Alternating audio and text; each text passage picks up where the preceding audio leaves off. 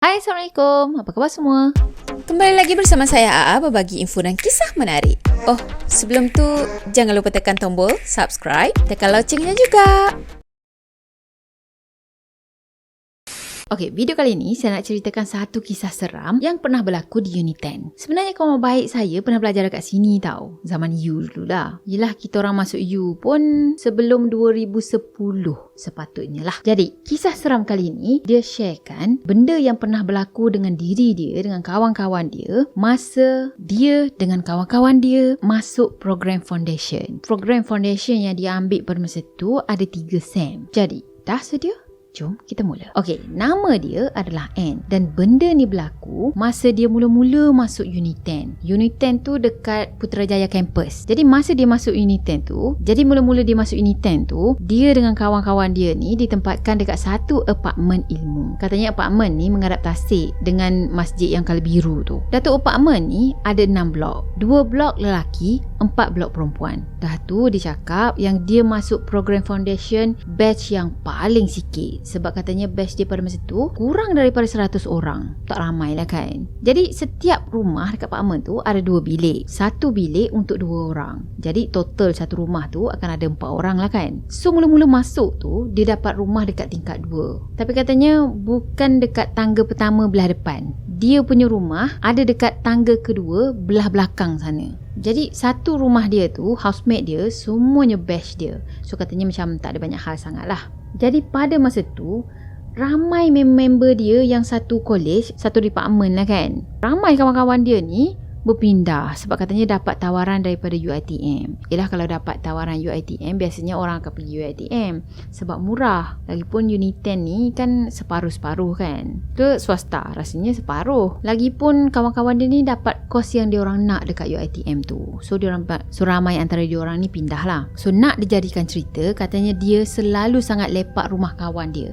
Rumah kawan dia ni pula dekat bahagian atas tangga yang pertama tadi. Jadi nama kawannya ni Han dan juga Share. Jadi Han dengan Share ni dia tinggal berdua je dalam rumah tu. So selalu sangat dia akan pergi melepak rumah dia orang berdua. Lagipun dia cakap Share selalu je mesej dia, WhatsApp dia, dan ceritalah yang kata Han ni jenis emotional sikit. Tiba-tiba je boleh naik angin. Lepas tu hempas-pas buku lah, hempas pintu lah. Jadi An ni dengan housemate dia namanya Lin, dia orang berdua selalu sangat pergi lepak dekat rumah Han dan juga Share. So pada masa tu dia orang punya foundation satu SEM 3 bulan je tau.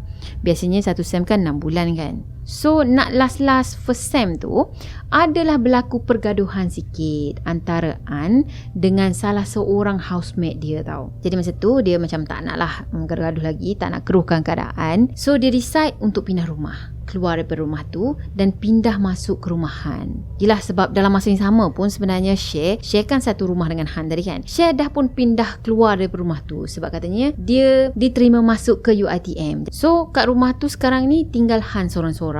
Jadi An ni pergi ke office buat permohonan untuk tukar masuk ke rumah Han. So first time masuk ke rumah tu dia tengok ruang tamu gelap. Dah tu toilet pun gelap. Dia pun pergilah ketuk bilik Han ni kan, panggil-panggil nama Han. Lama tau dia ketuk. Dah tu barulah si Han ni muncul. Dia buka pintu. Masa tu katanya terkejut jugalah sebab tengok keadaan bilik Han ni gelap tau. Yang adanya cuma cahaya laptop je. Lepas tu Han sengih dekat dia dan ditanyalah. Lepas tu Han tadi sengih dekat dia dan ditanyalah, kau buat apa dalam gelap kan? Dah tu Han cakap yang kata dia tengok anime. Yelah, lagi syok kalau gelap-gelap macam tu, baru ada feel. Jadi An tadi pun mengangguk je sebab dia faham lah si Han ni memang suka sangat dengan anime. Jadi An tadi dia pergi ke arah katil dia dan baring kat situ. Yang mana katanya katil tu dulu adalah katil Share. Dah tu dia cakap dengan Han, kata dia nak pindah masuk ke rumah tu. Okey ke tak kan? Cuma An nanti akan ambil bilik yang sebelah lah. Dia tak nak sebilik dengan Han ni sebab katanya dia tak suka bergelap. Han ni pula suka bergelap kan, duk layan anime tu. So macam tak sesuai lah nak satu bilik. Dah tu Han cakap okey je. Dan bila dia dapat keputusan tadi, dah dibenarkan pindah masuk ke rumah Han. Jadi masa nak pindah masuk tu sebenarnya bukan dia seorang je, bukan An ni seorang je yang pindah masuk ke dalam rumah Han, tapi An dan juga Na. Na ni adalah classmate dia. Dan dia cakap yang Na ni perangai dia macam haram sikit. Tak tahulah haram yang macam mana yang dia maksudkan, tapi kita fahamlah kalau perangai halal dengan perangai haram tu macam mana kan.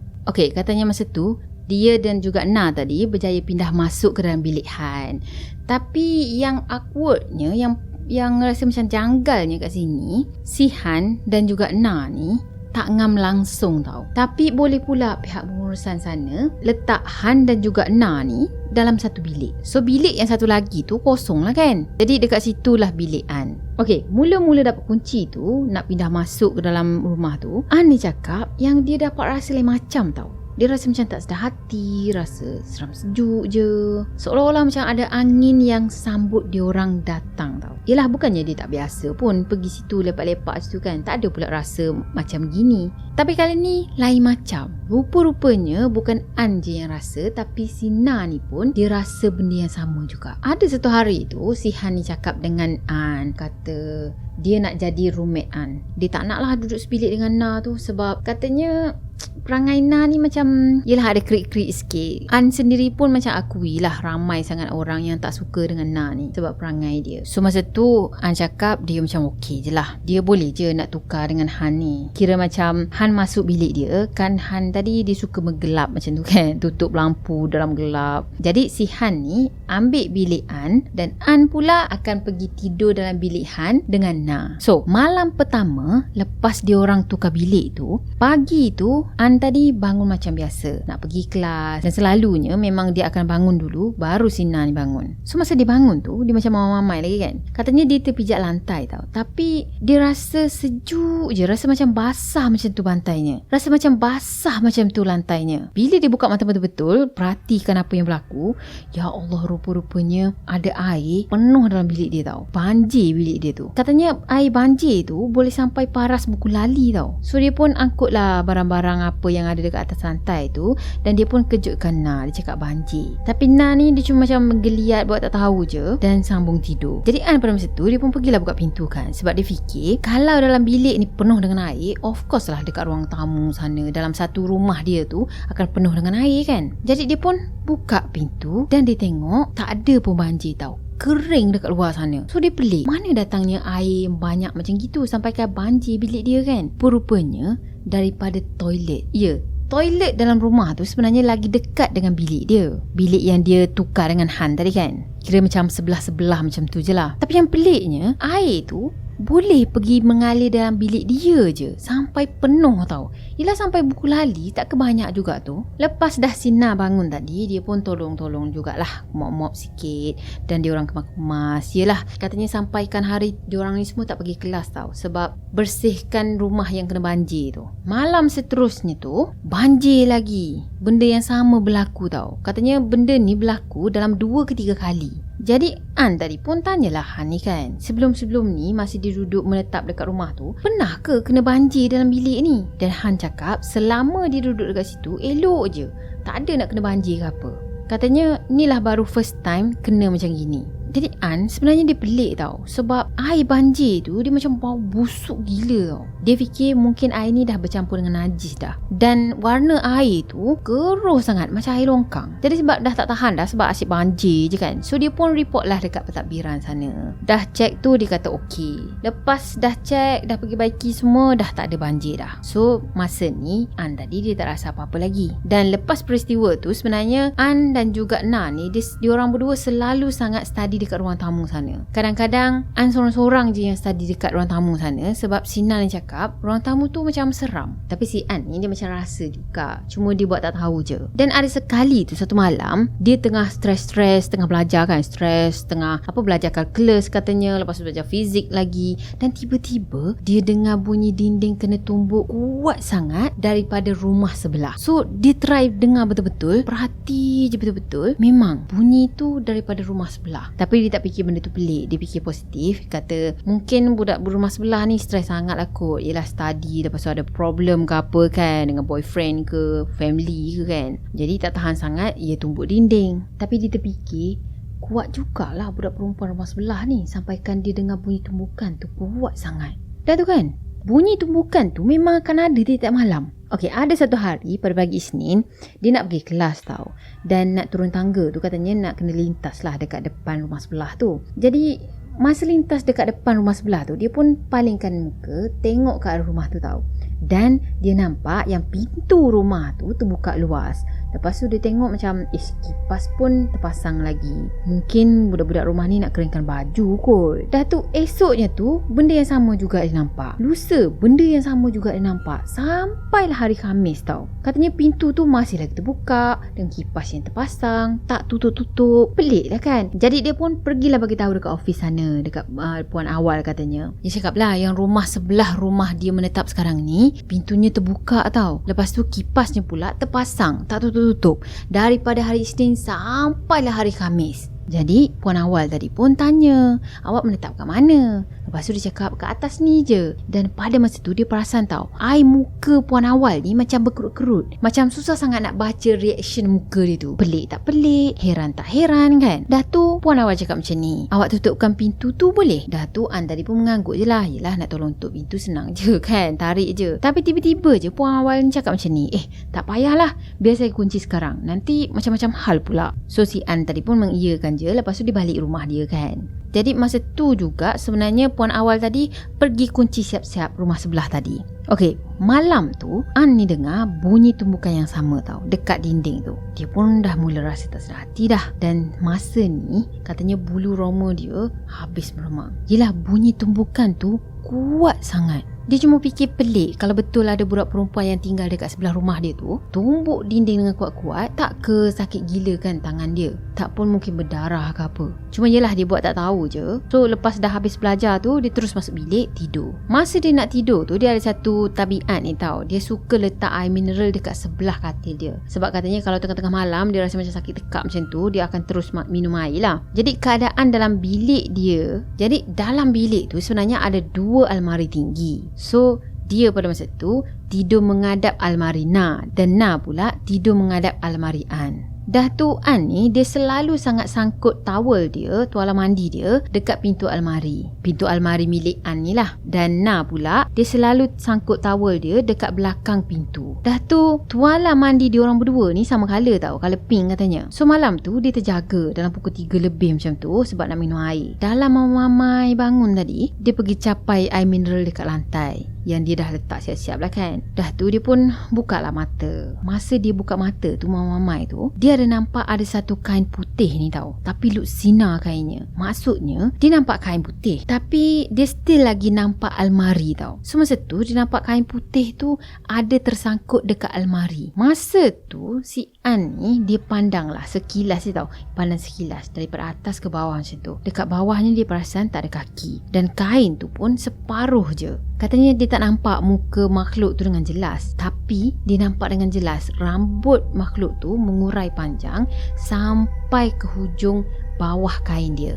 Masa tu dia dah tak berani dah nak tengok lagi sekali. Dia pejam mata sambil-sambil dia fikir, bila pula nak sangkut towel dekat almari dia. Dalam masa yang sama pun dia bacalah ayat kursi sampailah dia terlelap. Esoknya tu An ni tengok dekat almari Na tak ada apa-apa pun, tak ada pun tersangkut tuala ke apa. So An tadi pun terus bagi tahu Na apa yang dia nampak semalam dekat almari si Na ni. Dan katanya si Na ni pun yelah takut lah kan, sebab benda tu ada dekat almari dia. Dah hari yang lain pula, ada satu hari tu dalam pukul 4 pagi macam tu, An dan juga Na ni macam ada orang tolong kejutkan tau. Sebab kedua-dua diorang ni terbangun dengan sendiri dalam masa yang sama. Dah terbangun tadi, si An ni pandang ke arah Na pula pandang ke arah An. Lepas dah terjaga tu, diorang berdua ni dengar bunyi kuat gila anjing tengah melolong tau.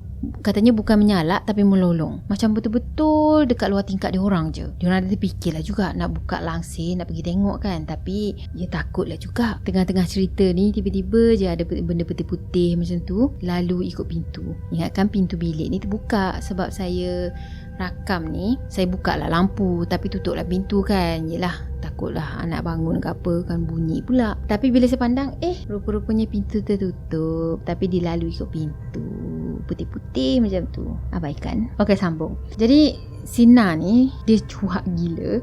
Lepas tu yelah dia pergi menyendeng dekat si An ni dan cakap nak tidur dengan An. Dia takut. Jadi esoknya tu An tadi pergi tanya Han. Diorang kan bilik sebelah menyebelah je. Jadi dia tanya Han, kau dah dengar tak semalam? Kuat gila kan bunyi anjing. Bunyinya tu dekat luar tingkap bilik kita je. Masa tu Han pandang An ni macam pandangan yang pelik tau. Kau cakap apa ni weh macam tu kan. Lepas tu dia cakap dia tak dengar langsung ada bunyi lalungan anjing ke salakan makan anjing ke apa. Han ni pun macam pelik lah. Mustahil lah, bunyi kuat gila. Mustahil kalau Han ni tak dengar. Dah tu sebab muskil kan. Jadi si An ni pergi bagi tahu ustaz. Dia cakap ada bunyi lolongan anjing yang kuat sangat. Lepas tu ustaz tu bagi tahu dia yang kata memang bunyi lolongan anjing tu adalah salah satu maksud wujudnya syaitan yang menyerupai hantu. Satu hal lagi, dekat rumah dia orang ni selalu sangat bunyi orang mandi tau. Selalu sangat. Katanya tiap-tiap dekat nak tengah malam macam gitu, mesti dia orang akan dengar. Pernah berlaku dekat rumah dia orang ni. Time tu cuti mid-sem tau. Katanya seminggu macam tu lah. So semua orang dekat dalam rumah tu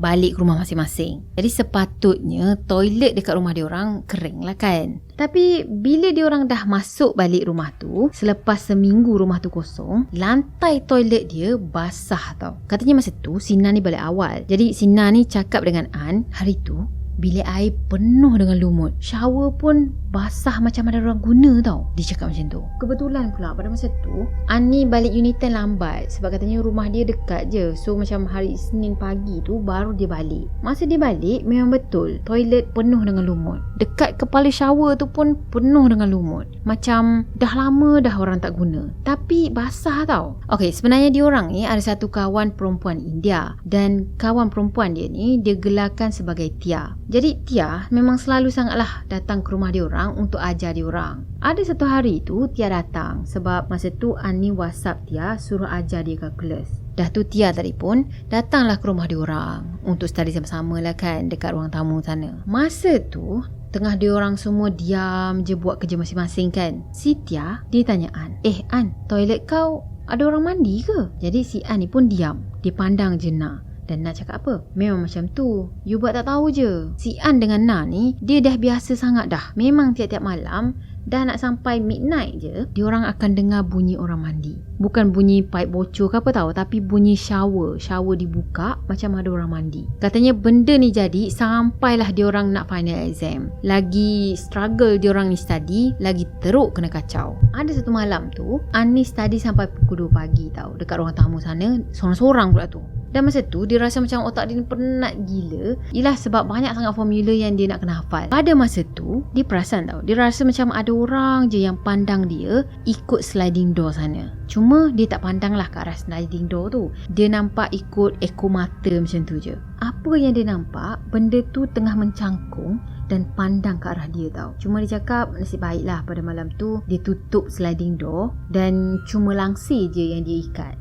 Tapi dia perasan satu benda tau. Dia perasan yang benda tu, makhluk tu makin lama makin mendekat. Makin lama makin mendekat dengan sliding door. Masa tu dia rasa macam kaki dia lemah sangat. Tapi dia gagahkan juga untuk bangun dan masuk ke dalam bilik. Dah tu dia terus kunci bilik. Katanya dia takut sangat sampaikan tertidur. Dalam pukul 3.30 pagi, Sina kejutkan dia. Siap goyang-goyang bahu dia lagi tau. Jadi dia pun tanyalah, kau ni kenapa? Kenapa kejutkan aku kan? Sina masa tu muka dia cuak gila. Lepas tu dia cakap, aku dengar ada orang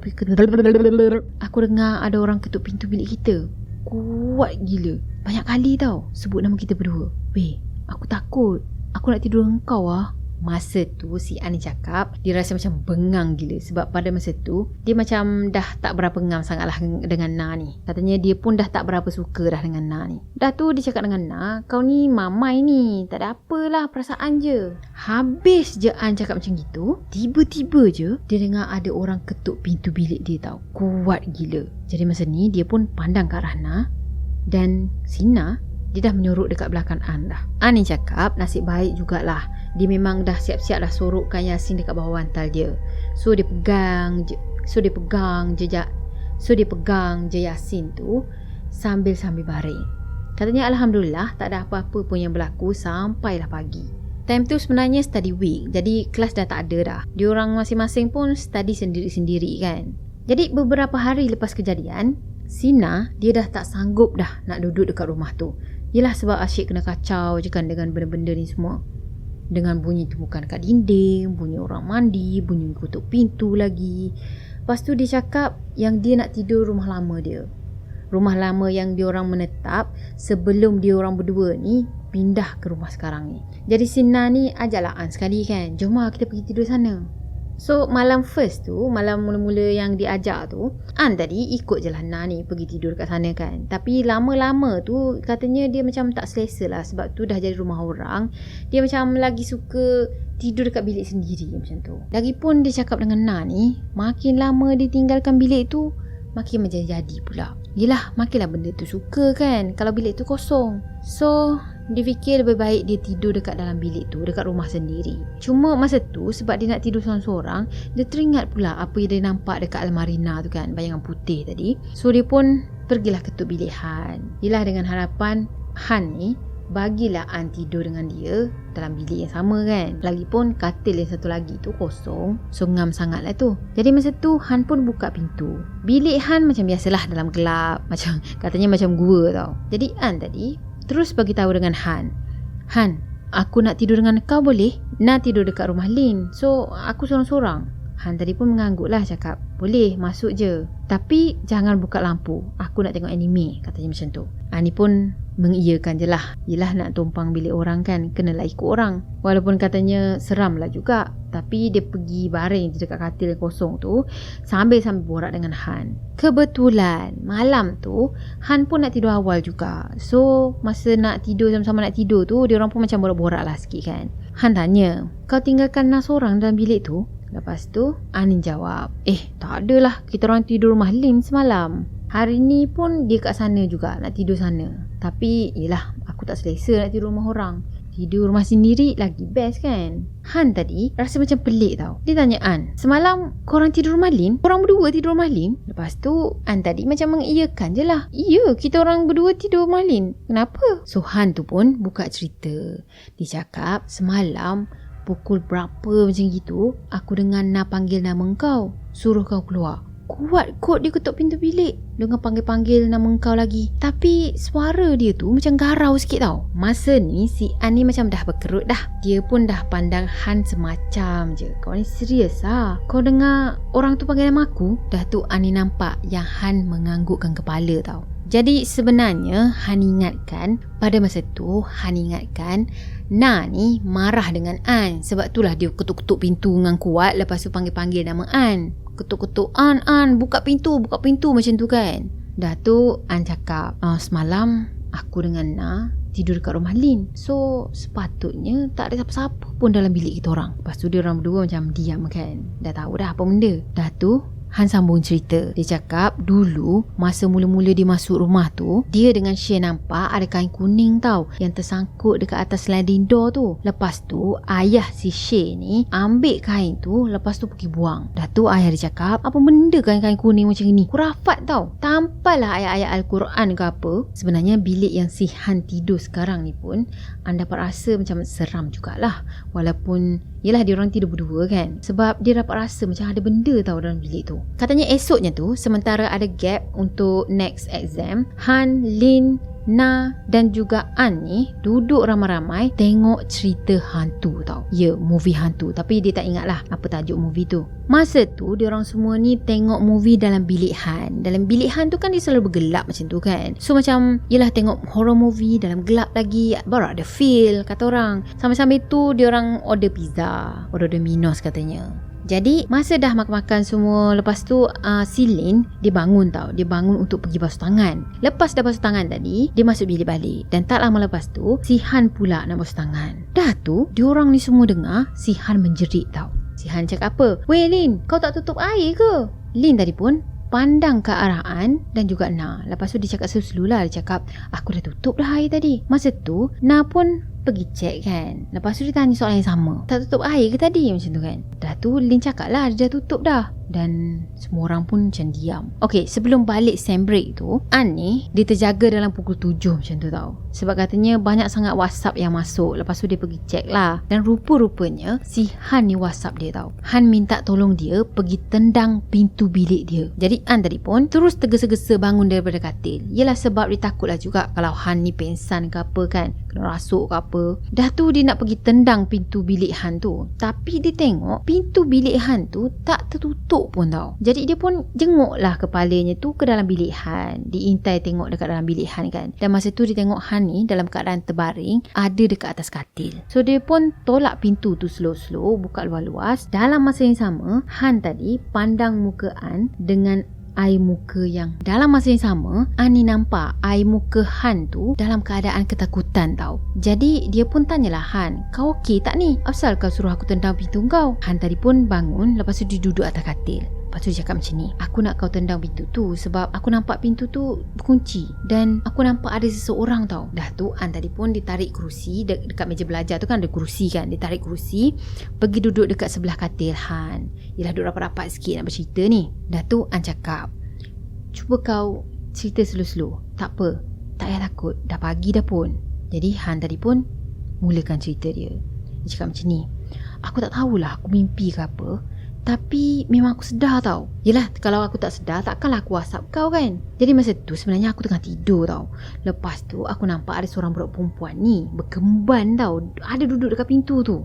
Dan budak perempuan tu pula umur dia sekitar macam 12 ke 13, 14 macam tu lah. Mula-mula tu dia ada kat pintu bilik tau. Lepas tu dia tengok kat aku, dia senyum dekat aku. Lepas tu apalagi aku pejam mata. Dan lama-lama tu macam aku buka mata, aku tengok dia ada dekat kaki aku tau.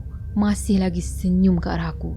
Aku pun apa lagi, capailah Yasin kan yang ada dekat bawah bantal ni. Dah tu budak perempuan tu boleh tanya aku, kenapa awak pegang benda tu? Awak takut ke? Dan lepas ditanya macam itu, dia tak jawab pun. Han tadi, dia terus WhatsApp An ni supaya cepat-cepat masuk bilik dia. Jadi bila An tadi dah masuk dah bilik Han buka je mata, tengok perempuan tu dah tak ada dah. Jadi diorang ni buat andaian budak perempuan tu lah yang selalu sangat mandi malam-malam. Cerita pasal rumah sebelah diorang tu pula, sebenarnya sampaikan habis diorang belajar kat situ pun rumah tu gelap tau. Tak ada siapa pun yang duduk sebenarnya. Dah tu malam-malam kalau diorang lalu situ memang seram. An dengan member dia sendiri pun pernah tau balik malam-malam, lepas tu lalu bawah tu kan. Lepas tu dia tengoklah ke arah rumah yang kosong tu. Diorang nampak yang langsir sliding door tu macam bergerak-gerak, seolah-olah macam ada orang yang tengah mengintai diorang pada masa tu. Padahal bilik tu tak ada siapa pun yang duduk. The end. Okeylah, saya rasa sampai di sini untuk video kali ni. Saya harap korang sukakan video ni. Dan macam biasa, kalau korang sukakan video ni, jangan lupa tekan tombol like, comment, share dan juga subscribe.